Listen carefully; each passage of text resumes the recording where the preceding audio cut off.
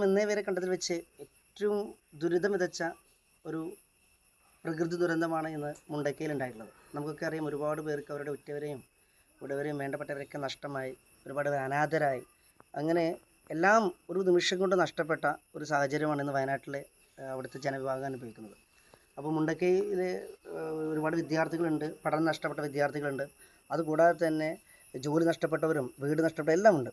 അപ്പോൾ നമ്മളാൽ കഴിയുന്ന ഒരു കുഞ്ഞു സഹായം എന്ന രീതിയിലാണ് ഇന്ന് നമ്മുടെ ചിരട്ടകത്ത് യൂണിറ്റ് IYC ചിരട്ട യൂണിറ്റ് ഇങ്ങനെയൊരു പദ്ധതിയുമായിട്ട് മുന്നോട്ട് പോകുന്നത്. കുട്ടികൾക്ക് ആവശ്യമായ പഠന കിറ്റുകൾ, വസ്ത്രങ്ങൾ, അല്ല നമുക്ക് വേണ്ടപ്പെട്ട ചില സാധനങ്ങൾ മാത്രം വെച്ചുകൊണ്ട് ചെറിയ ഒരു സഹായമാണെങ്കിൽ പോലും അവനവന് കഴിയുന്ന രീതിയിലുള്ള ഒരു സഹായം വെച്ചുകൊണ്ട് നമ്മൾ മുന്നോട്ട് പോവുകയാണ്.